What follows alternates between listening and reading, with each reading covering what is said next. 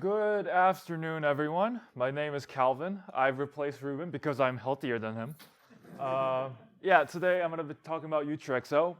I work on the UTreeXO project. So just to get started, how many of you are aware of the UTreeXO project? Okay, it's a fairly decent amount. So I'll just talk about. I'm not going to go into too technical details today. I'm just going to be talking about what it actually can do and what it offers to Bitcoin users. And so why I think it's important to the Bitcoin network and why I work on it. So who am I? I got introduced a little bit, but let me just talk about it a little more. So that's me. I work on UTreeXO. That's my face. It's a beautiful face with glasses. And I got a grant from BitMEX. So I work on UTreeXO full time at the moment. Someone on Twitter said that I look like a K-pop star in that picture. Made my day. Anyways. If anyone went to Advancing Bitcoin, Taj was talking about UTreeXO. And he's like, he started the Lightning Network, very popular. He did DLCs. It's up and coming, getting popular. And UTreeXO, not yet. And I work on the not yet. So hopefully I could sort of convince you that UTreeXO is somewhat relevant, well not somewhat relevant, very relevant to you, and that you would very much want it. So what is UTreeXO? It's just a fancy Merkle tree proposed by Taj Reja. There's his face. So in a nutshell, what UTreeXO does is it makes proof nodes smaller. Some of you are laughing. I think this is a good picture. He's not a K-pop star. He's not a K-pop star. He's very white. So, it's a pretty. Anyways, let's move on. It makes proof nodes smaller, and so without UTreeXO, it'd be about like a 4 gigabytes of UTXO set plus metadata. So you have your peer file, you have your ban list, and all that extra stuff. Then you have like the 4 gigabytes of chain state. So if you ever looked in your Bitcoin Core data directory, you'll have a folder called chain state, and that would be about 4 gigabytes-ish. So with UTreeXO, that chain state would be, that's a kilobyte. I did that because it looks better. So it's 0.000001 gigabytes. So it very much compacts it to tiny states, and then you have the same metadata. So it's a drastic decrease in the storage requirements. Yes, go ahead. How big is the metadata? You asked how big the metadata is. It depends. So like if you connect it to more peers, then it's going to be bigger, right? If you band more peers, then it's also going to be bigger. But it's irrelevant. It's like less. I don't know. It's not that big enough to be like it matters. So everybody, when people talk about proof nodes and how big it is, everybody just says 4 gigabytes because the metadata is irrelevant. So with UTreeXO, actually the metadata becomes very relevant because the metadata is actually bigger than the UTXO set. So hopefully that answers your question. And so here's a meme I made. I'm very proud of this meme. I want you to laugh. Just get it out now. So with this, like without UTreeXO, it's a very, with UTreeXO, it's much smaller. It's not to scale, but you get the point, right? I was very proud of this video. I was laughing last night. No one's taking pictures. UTreeXO. This is the one single thing that I want you to take away. UTreeXO makes nodes easier to run. It's a little bit of an asterisk in that you need good internet. And so I'll talk about the trade-offs that UTreeXO makes a bit later in the presentation. But for a lot of users, I believe that UTreeXO makes nodes easier to run. And so sort of the features that I want to talk about. And it's like web browser nodes, faster initial block download, and immediate node bootstrap.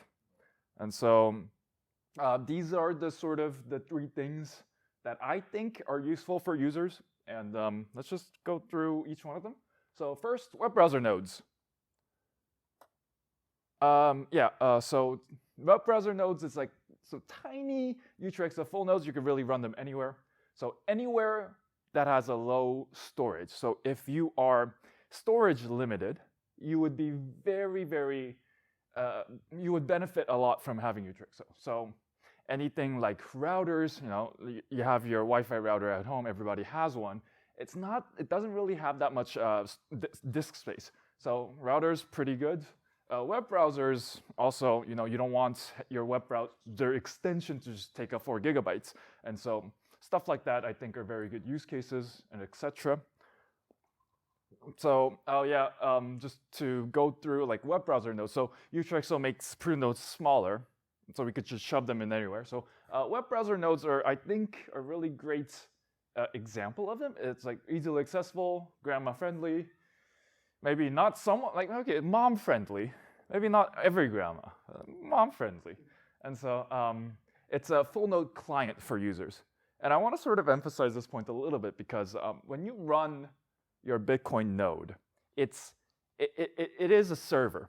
So it always has to be connected, and people don't really like running servers.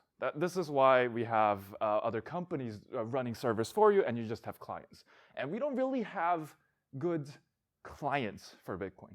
When you want to run a full node, it has to be a server.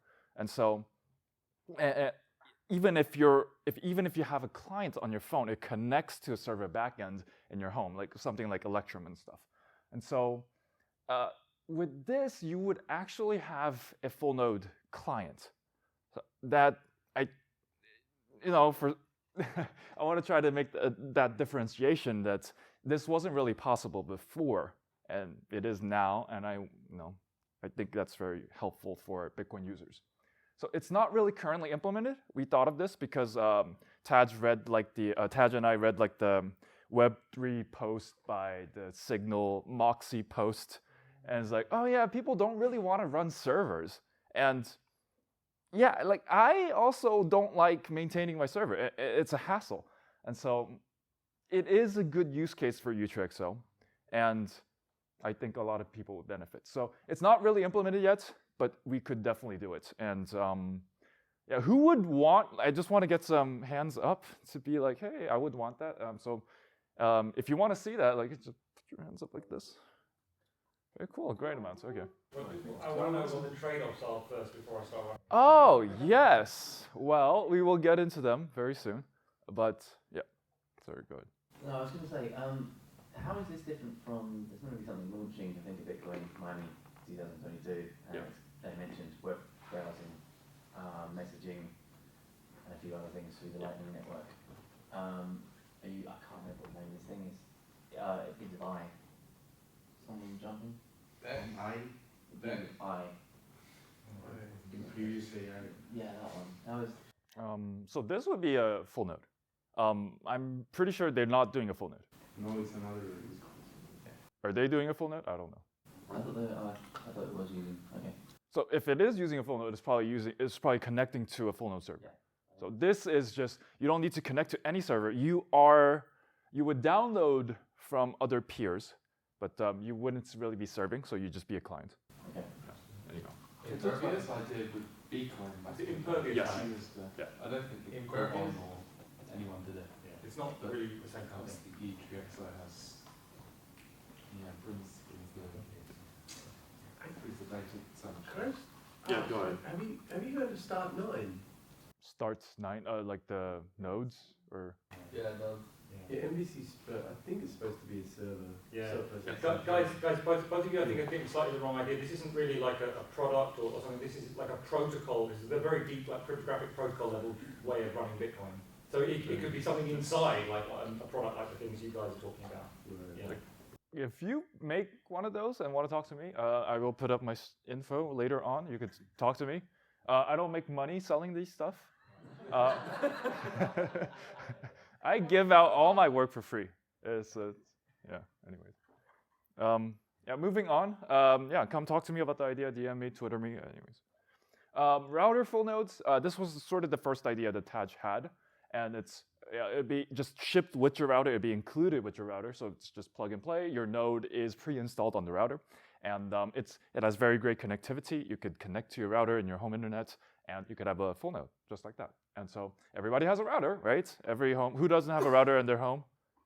That's what I thought. So everybody has a router, so why not have a node in them, right? So yeah, endless possibilities. Maybe not endless, but it does open up a lot of possibilities. But I'm not creative enough. So like people have ideas, right? And so if you have ideas, do tweet them at me. Yeah, I love these back and forths. I love ideas. So yeah, do talk to me about them. So yeah, just moving on. So like faster initial block download. Before we move on, is everyone aware of what an initial block download is? Okay, well, so I'm just going to go through it just briefly. So initial block download is the act of starting up a node. So Bitcoin is at like 700,000 block-ish, right? And so what you do when you start up a Bitcoin node is you start from the first block, the Genesis block, and you download every single block that has ever happened, and you validate every single one of them. So you're completely trustless, and this is how you can achieve self-sovereignty. You cannot trust on anybody because you are downloading every block and you are validating each and every one of them. So that is the process of initial block download. I should say it's not only a download, so you are downloading all the blockchain, and so that's about like 300 gigs, I think, right now. And so you're downloading them, but you're also verifying them. And the verification part is very slow, and this is where UTreeXO is a good trade-off, and it helps a lot. So yeah, tiny full nodes, yeah, tiny prune nodes, as I talked about, the big book and the small book. Yeah.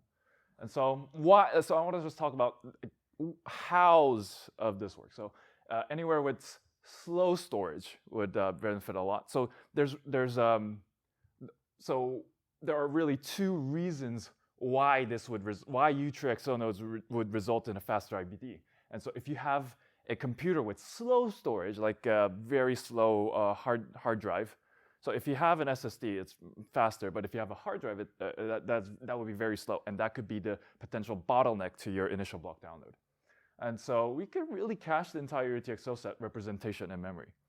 And so any computer with slow hard disk drive now has a faster initial block download.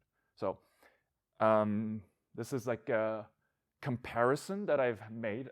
We could go onto that blog, and that was one of the articles that I wrote up, and you could look at it. So when you run an prune node versus an unpruned node, there is a performance degradation because prune nodes have to dump all the caching to their hard drive every time you would prune. So pruning is you download blocks and then you delete them. You delete old ones you don't need, and when you delete them, you have to flush. So you have to write to the disk of your entire UTreeXO set. And so, yeah, so Bitcoin Core does that. And so syncing prune nodes are a lot slower than syncing archival nodes. So what this chart is sort of showing is that how much is the performance degradation? So how much is the IBD slower when you're syncing a prune node versus you're syncing an archival node? Okay, go ahead, Adam. Yeah, I'm probably just being dumb. I don't understand. How could it be slower to sync the prune versus the full?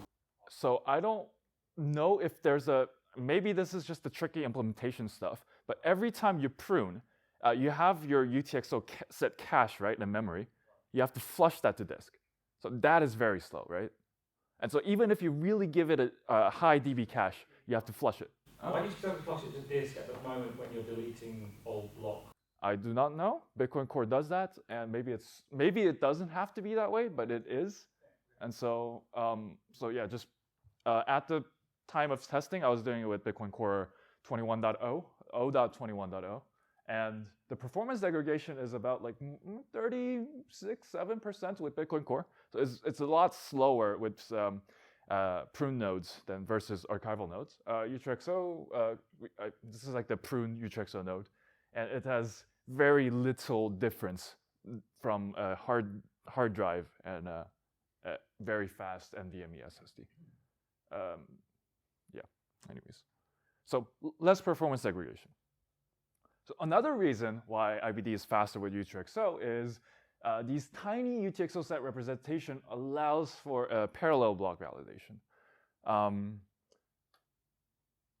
don't want to get too much into the weeds of how that works, but if you're aware of how assume UTXO works, so with assume UTXO you have like the foreground sync and the background sync. Just imagine you have tons of different background syncs going at once. So more than 2 syncs going at once. And yeah, so unoptimized implementation was about 63% faster than Bitcoin Core. And this is, so I just wanna, I was really proud of this number. And so I wanna sort of be like, okay, so the implementation that I was working off of was in Go, and Go is much slower than C++. And so, is this an initial block download that's bottlenecked by verification, not by disk writing, or? This is It's like on a high-end. This was done on a high-end machine. It's in the blog post, but it had a Ryzen 3600, NVMe SSD, 32 gigs of RAM, so very high-end. And so yeah, got this number. So another thing that you could really do that you can't do right now because of the this UTXO set chain state overhead. And so you could take advantage of all the processing power you have. So let's say if you have multiple computers. I don't know. Everybody has a laptop and a phone, right? Or everybody has a phone. Maybe some people have a laptop. And so if you have a laptop and a phone, you could use both of them to do IBD. And it makes IBD faster because you're using more processing power. And so this is another fun, maybe not so useful a benchmark that I've done. And so this is with only single machine, and this is with Bitcoin Core. So single machine, this is with the full signature check, so assume valid to set to 0. And so it is a little bit slower because the signature checking code for this UTCD, it's a fork of BTCD, is a lot slower than Bitcoin Core's libsec implementation. But if you run 2 of them, so this was done with the Ryzen machine and my MacBook. So if you do this, it's like it almost scales linearly. And so it's much, much faster than Bitcoin Core.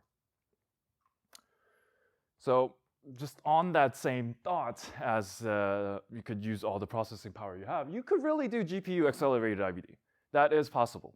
And we don't have code for that, but it is theoretically possible because it scales very well. So if you just throw more processing power at it, it'll take advantage of that. And going further, you could really make ASICs in the future if you want. And it's probably very difficult, implementation-wise, how to make it and everything, but it's theoretically possible, and it removes the bottleneck of validation.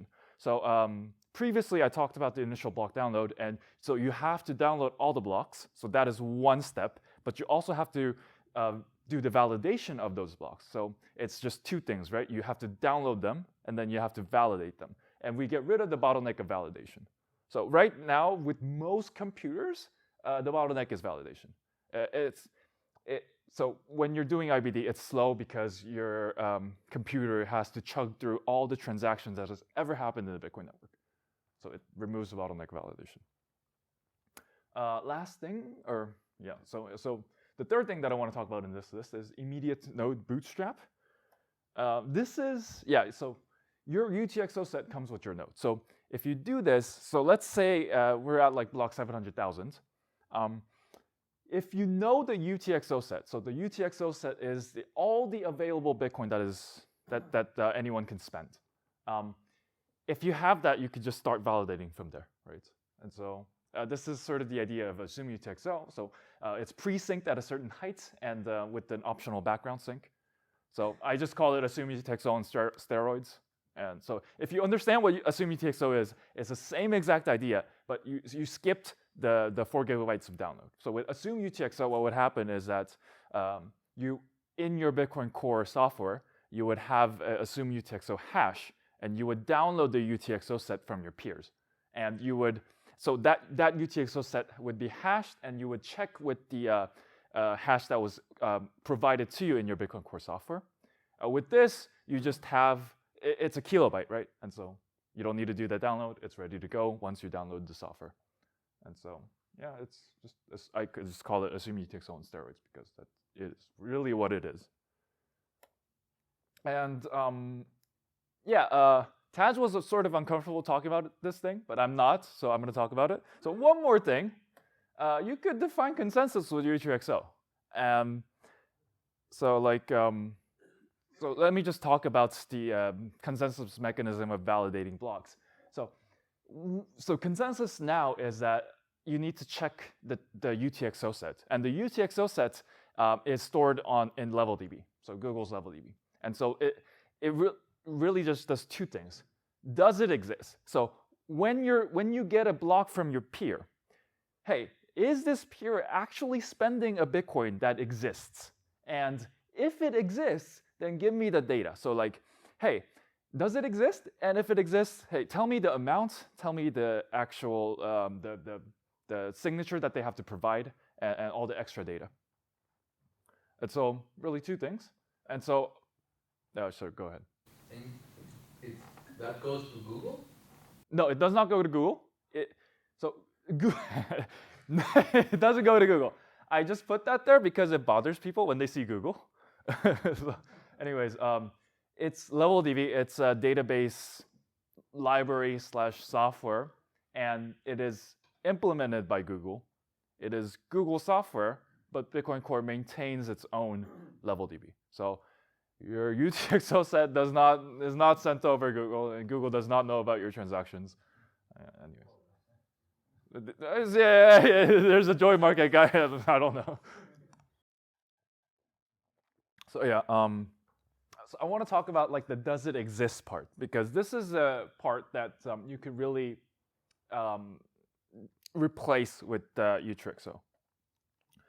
And this is one of the stuff that is kind of scary, in that if there is a bug in LevelDB, and LevelDB incorrectly says that a Bitcoin doesn't exist when it actually does. So like if I have 100,000 Bitcoin, which I would love to have anyways.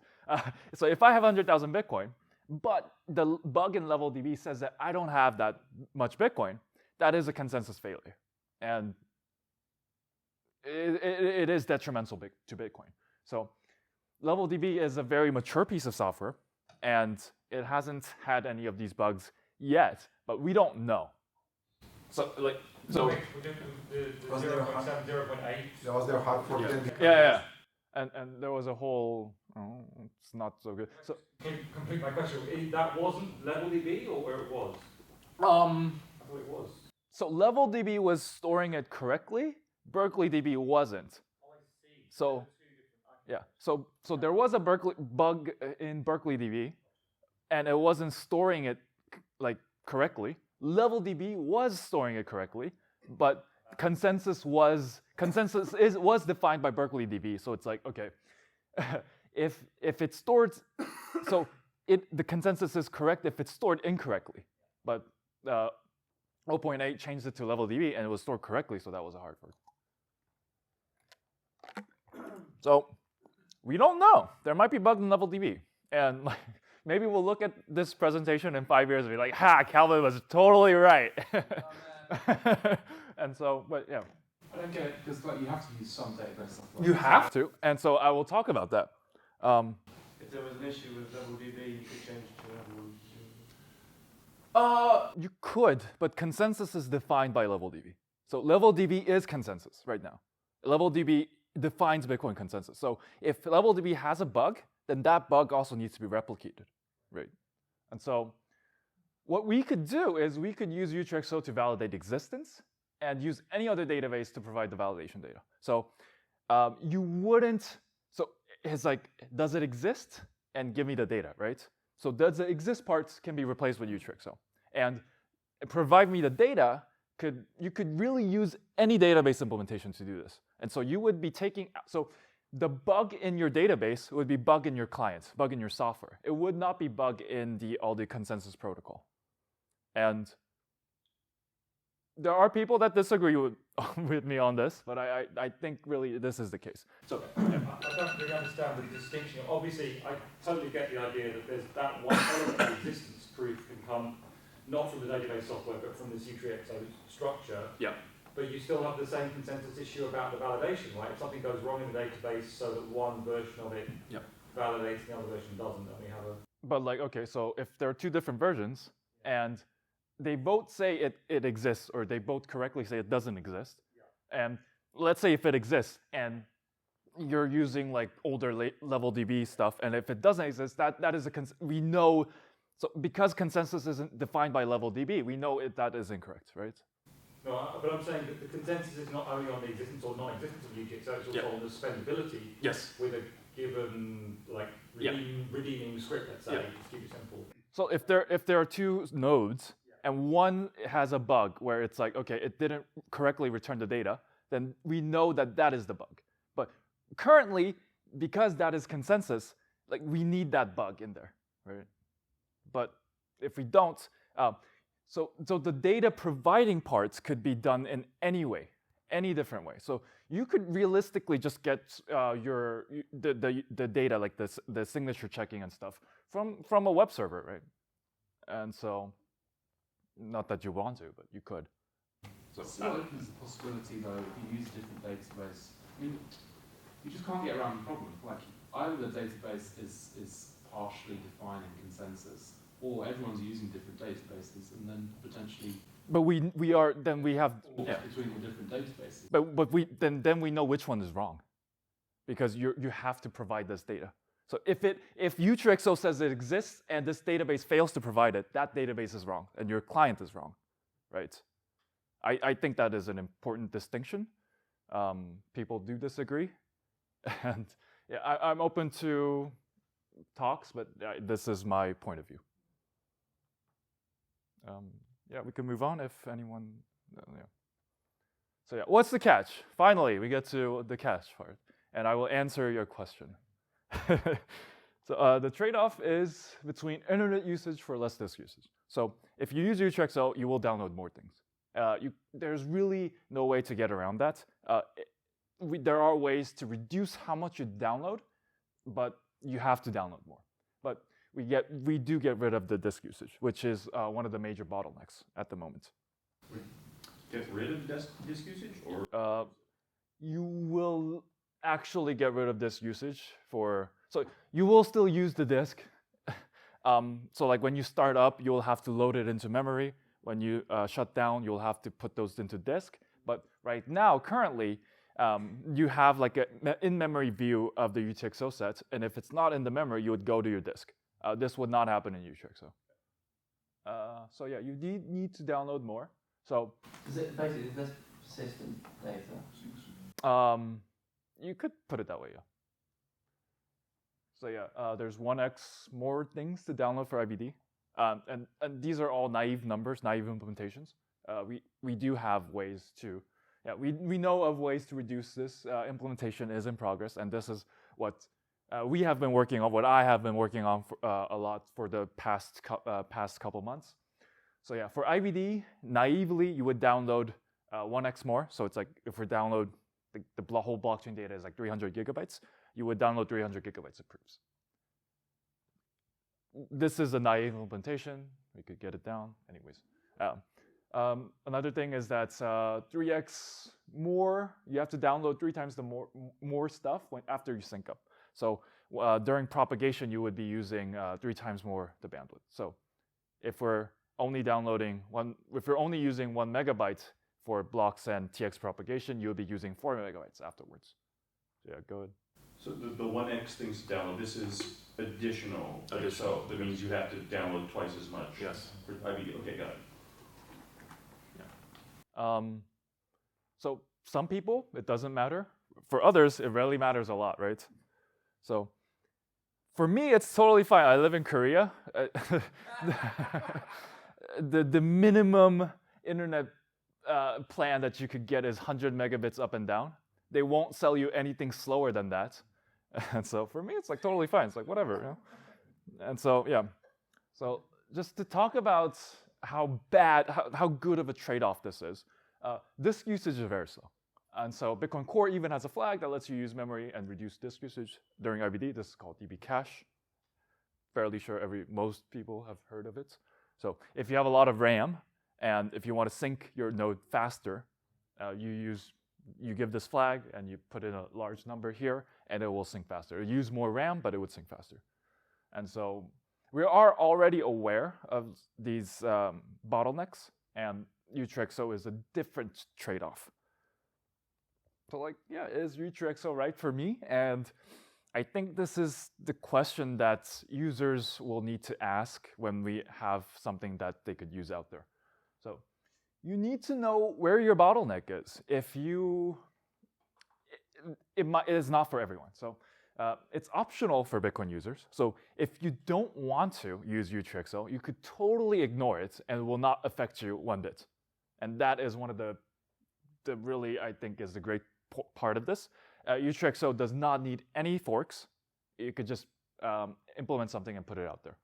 So use it only if it benefits you. If it does not benefit you, don't use it, ignore it, and you will not be affected at all. And so, how about you do the initial download with all the benefits? Yeah. And then you switch over. You could also do that. Yeah. Yeah. Yes. Ongoing validation. So like what you would do is like do the parallel RBD, and then once you sync up, you have the UTreeXO set representation, right? So at that point, you would have to download the 4 gigs because you don't have that. But after you download the 4 gigs, you are a prune node now. You are a normal Bitcoin Core prune node, and that is also not implemented yet. But yeah, that is something that we could do, and it would it's just the implementation thing. So like, how much internet would you need? Like, it really depends. Like if this is the parts like for these users, UTreeXO would be terrible, and if you have good computer with terrible internet. Funny enough, this is Taj, so Taj would be hurt by UTreeXO anyway. So he created UTreeXO, it would hurt him anyway. They don't have good internet at MIT? I shouldn't say where he lives. So it's during calls, he's like, hey. compared to Seoul, everywhere has bad internet. I would say would it skew currently in the world, like favour certain areas? So for instance, someone's saying that Timbuktu, have you looked at sort of what terrible internet is in terms of speed in some places? And if if there's iterative design, do you need more bandwidth further down the line? So it really depends on where your bottleneck is. So if you are already bottlenecked by download speed, UTreeXO would hurt. But if you're not, so like, it depends on your validation speed and your download speed. Would this be an attack, say, as another example, sort of, say it got really popular? If it got, like, could you attack the Bitcoin network? By limiting people's bandwidth.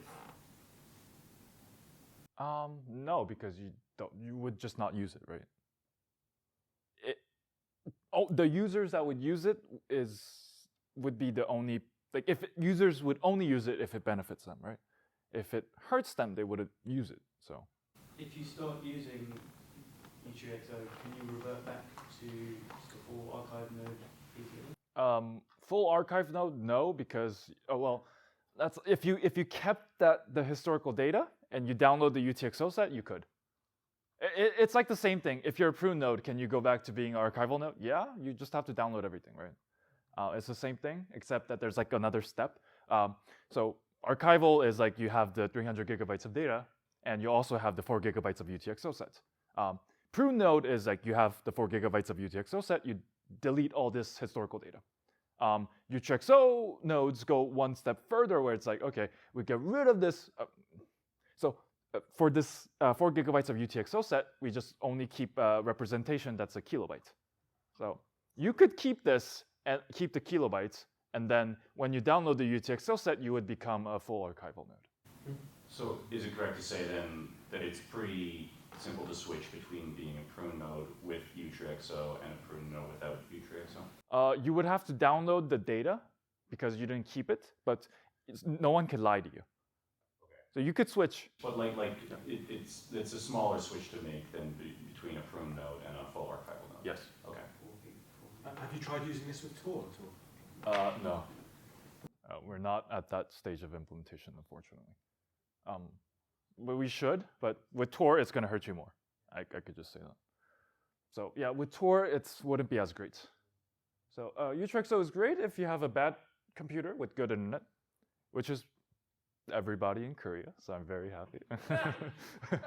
Yeah. You go into any mom and pop shop, any mom and pop cafe, they have 100 megabits up and down. You go to a decent cafe, you get gigabit up and down. It's very nice. So you're saying don't put it somewhere? Live in some place with good internet, right? No problem at all. But would it not be fair to say also this is probably really useful for, let's say, companies with high-level infrastructure, but you want to use it for like little devices like, I don't know, IoT, but you said routers already. Yes. So yeah, that would be a use case. So anywhere where like, no, if you have great bandwidth but crummy hardware, it's like, yeah, it's great. You know? But I mean, like moving objects might have a good computer, like a moving car or in a tunnel. You're temporarily somewhere, but it still runs this process. Then there would be a really good option to actually identify the terrible internet and have a switchover, right? So that switchover has an overhead, and that you have to download 4 gigs. So, and you have to verify it. So that is an overhead. So you probably can't do that in a moving car, but like if you move places, you probably could, right? So I don't think you can't really just switch back and forth that quickly because of the overhead. But like, okay, like let's say if you move to a different place, like if you move to a different country or city, and it's like, hey, I have bad internet here, or I have worse internet here, then you could do the switch.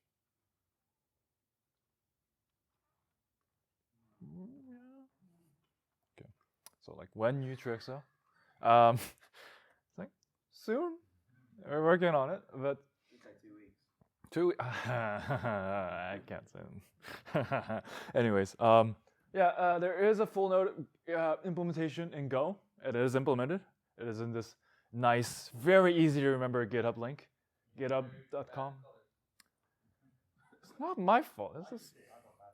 Oh well. This work in progress C++ implementation. This is the accumulator library. If you want to actually take a look at so there is an ongoing work in progress C++ Bitcoin Core fork as well. I don't work on that so much at the moment.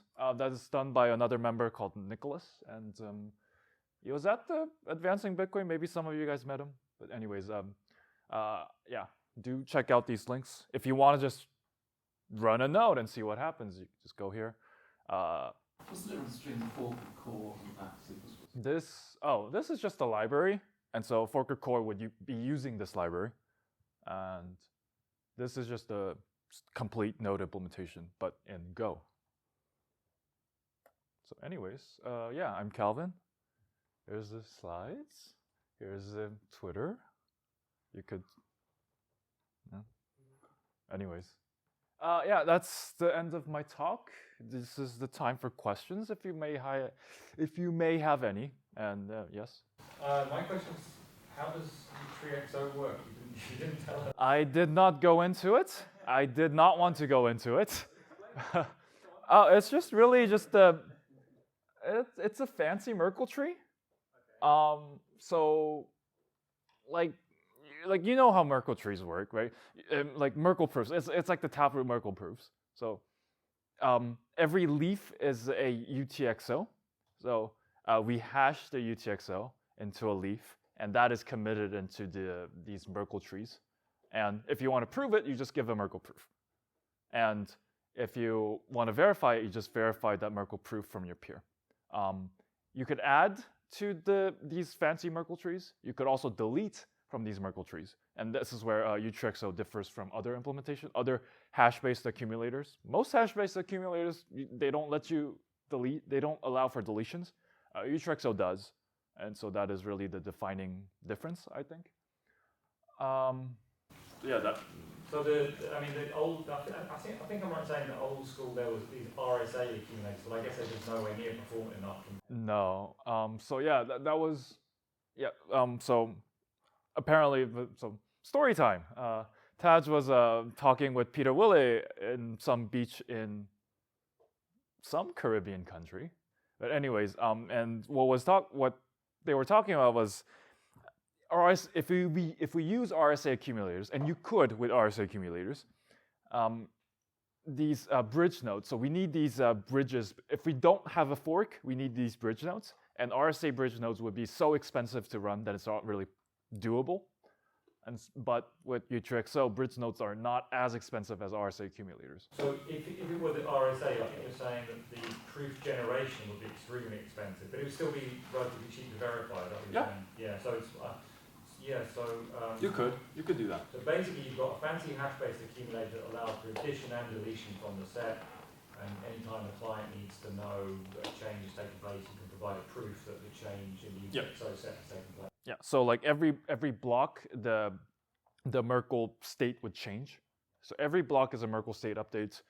Once you're caught up, you would have the states, right? And when you receive transactions from your peers, each transaction would have the Merkle proof attached to them. So you just verify that in your tree, and that's how you would know if a transaction is valid. So right now, what you do is you get the block, and that's it, right? But with UTreeXO, what you would also have to do is you would get the block, you would get the Merkle proofs, and then you would also have to get the UTreeXO set data. So like the UTreeXO data. So like the amount, signature, that sort of thing. So it is more data. I will say that the UTreeXO data is insignificant compared to the accumulator data. So I didn't quite understand. You get the block and then you get the UTreeXO data, but that's inside the block. What do you mean? Oh no, so like the only requirement for like these UTreeXO proof nodes is that you keep the roots of the Merkle trees, right? Roots of the Merkle tree, and so. Sorry, that's I just wondering what you're talking. Yeah, that makes sense. Like normal proof nodes would also have the UTreeXO set where you have the data for all these UTreeXO entries, which is like amount, PK script. I forget there's some others, but anyways, you don't have that, so you also need to ask that from your peer, and that would be included in the proof. So we just call that a UTreeXO proof. So with the UTreeXO proof, you would have the accumulator, like the Merkle proofs, and then you would have this data that would normally be provided to you through the chain state folder in your level DB stuff. But you don't have that, so you need to also ask for that. But this data is small, pretty small, so that's not really a concern. We don't see it as a concern, but the accumulator proof, little big, and we're working on reducing that. So also do tell if you don't care if it's like 2x in bandwidth, because some people don't. And yeah, anyways, yeah, go ahead. Why does this matter? Why does what matter? Why does UTreeXO? Or Why does it matter to you? Why does UTreeXO matter to me? I want to run nodes. And I think, so when I was getting introduced to Bitcoin, I just found the act of running those incredibly difficult.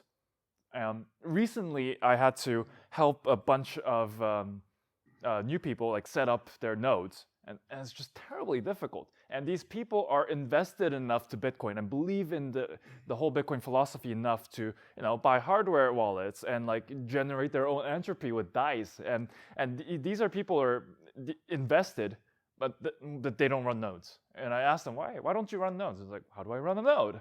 And so I think it is very beneficial for the network in whole and for individual users if nodes are easier to run. So that's why I like UTreeXO, and that's why it matters to me.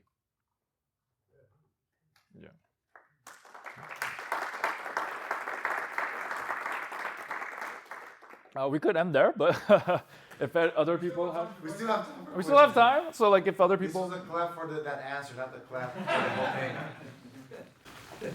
Right, go ahead. So updating a Merkle tree. Yeah. How does that work in UTreeXO? Like the way I understand with Merkle trees, I know there's been proposals like in a taproot sense of how to update leaves in the tree. But like how is the tree being updated in UTreeXO? And do you use anything like mu hash which makes changing the hash? It's a lot simpler than that. It's like if you... Yeah. Oh. So if I were to, I don't know if I could explain that well. So like if we have one element, so one leaf, this is the Merkle tree, right? If we have another element, you would have these, and then you have your root, right? Once you add a third, this is where, like, and this isn't UTreeXO specific, someone else came up with it, but it's like, okay, if you have a third, like, and you add one more, right? But with how Bitcoin Core does it, you would actually duplicate these, right, in the TX Merkle tree. You would duplicate these, and then you would hash up to be one. What you do in UTreeXO and other Merkle tree stuff too, it's like, this becomes its own root. So you have multiple roots. So additions work like that. Deletions is tricky. I'm not going to go into it today. But it's a tree with multiple roots. There isn't. Yeah, there are multiple roots, and that's why it's I say less than a kilobyte, because usually, so each root is 32 bytes long, and so you have a couple of those roots. Usually it's even less than a kilobyte, so it's like something like 400 bytes-ish. And so that, yeah. But that filters up and changes all the hashes right up to what the actual root is. No. Pretending there's a root below the root, So that's still filtering up and changing the actual root. So because you have like these multiple trees, so the tree here, it would be the biggest, and the tree here would be the smallest in the system. And so they're entirely separate. So that's why it works. It's pretty performance. It's not like it's slower. You don't need an efficient, upgradable hash function. Like for the Merkle tree hashing, or? Right, if you're updating. We just use SHA-256 right now. It's pretty fast. It was a little bit faster with Blake, but I don't know. Does Core want Blake in there? Right? I'm not opposed to using other hash functions, but yeah. Core has mu hash. As well as SHA-256 and other hash. I should look into that. Yeah. But yeah, yeah. The SHA-2 is plenty performance enough, in my opinion. Any other questions? If not, we could wrap it up. So no more questions? All right, this was All right, great. Thank you. Thank you for having me.